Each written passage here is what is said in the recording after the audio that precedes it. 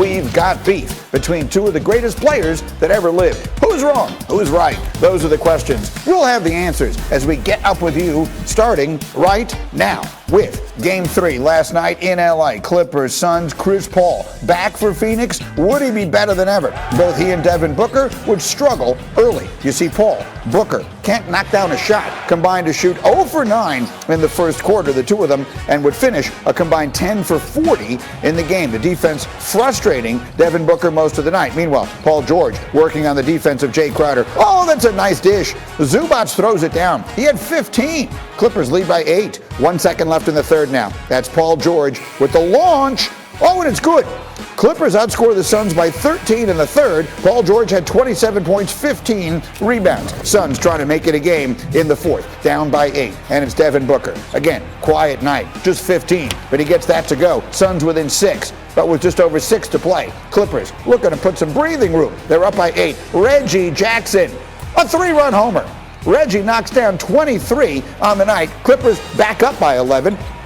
And then with under 2.5 to play, that one is all she wrote. Patrick Beverley knocking it down. Steve Ballmer knows it. Kawhi Leonard knows it. The Clippers are back in the series, 106-92. The Phoenix lead is 2-1, and the Clippers have started slow in every one of their playoff series so far. They were down love 2 in each of the 2 previous series. One of them they lost both home games against Dallas, but here they are with an opportunity. Patrick Beverley saying they call Ty Lue Bill Belichick because of all the adjustments that he has been able to make, and clearly so far they've been working. And let's get our coverage going here as we bring in I've got Legs and the big fella Kendrick Perkins is with us here this morning. Big Perk, thanks for getting up with us. And let's go to you here. PJ and Legs, we're talking about the defense the Clippers are using to frustrate Phoenix, particularly Devin Booker. What do you see, and can they keep doing that to get themselves into the NBA Finals?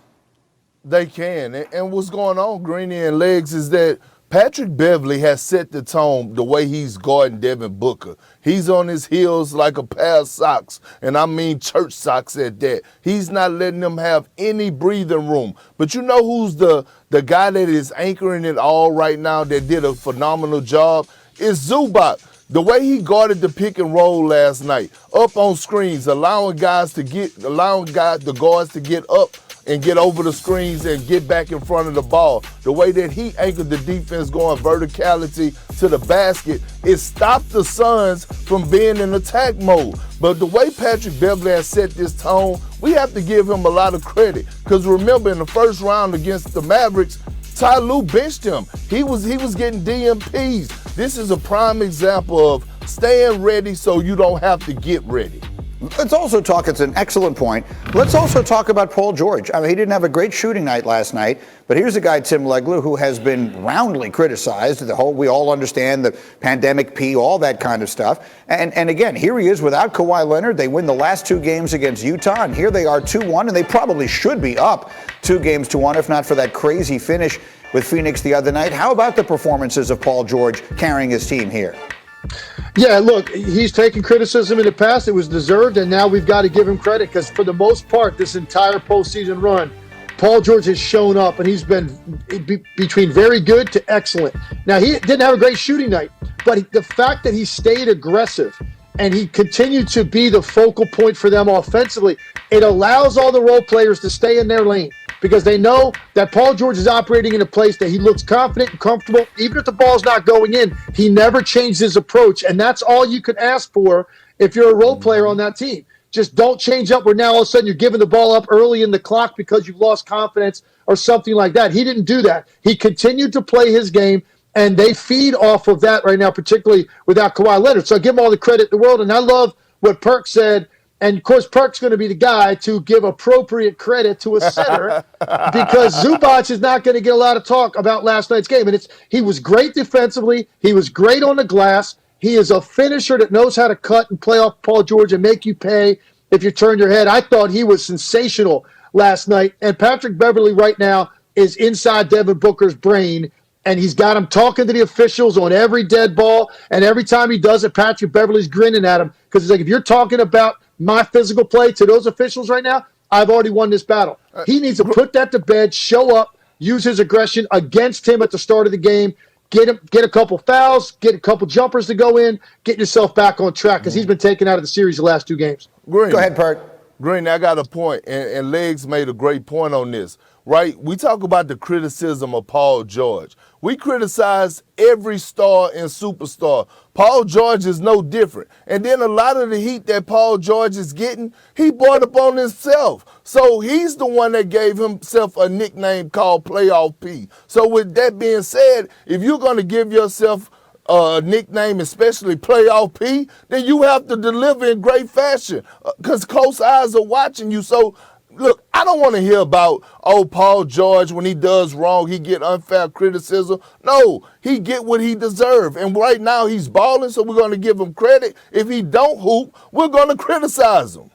That's fair, and we will see Game 4 of that series tomorrow night on ESPN. Meanwhile, I'm dying to hear, Big Perk, your perspective on this. 2 of the greatest players in history have beef. Scottie Pippen, in a wide-ranging interview with GQ, touching on a bunch of different stuff. One of them was about Kevin Durant and the comparison between him and LeBron. And he said this: KD can score better than LeBron, probably always been able to, but has he surpassed LeBron? No.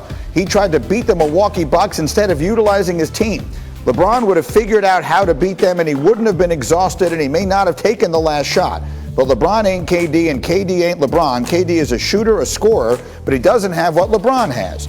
Well, we all know KD is not one to ignore things like that, so he replied not once but twice on Twitter. He tweeted, "Didn't the great Scottie Pippen refuse to go in the game for the last-second shot because he was in his feelings? His coach drew up the play for a better shooter, so he just went there."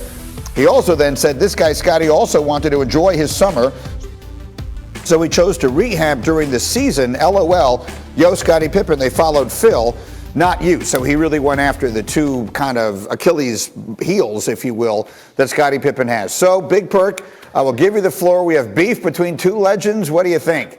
Hey, you know I love some beef, especially on Twitter and social media. If you got beef, green ear legs, let's make some hamburgers, goddammit. And look, here's the thing. Here's the thing, right?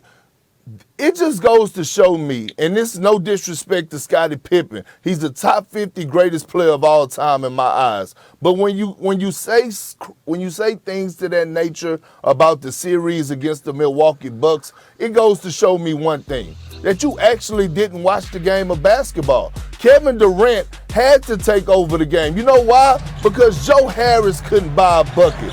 Bruce Brown, he was on the floor with, couldn't make floaters late in the game. So he had to go down swinging. It wasn't that he wasn't trying to make the right play, but when he did make the right play, the others didn't deliver. And look, Kevin Durant would never be LeBron James. LeBron James would never be Kevin Durant. And guess what? We will never see another Kevin Durant ever again in the history of basketball, and we will never see another LeBron James again in the history of basketball. So there it is. I think that's right. And Legs, again, for the audience just joining us, I wanted your perspective on that. Is there room for criticism of the way Kevin Durant went about trying to win that series?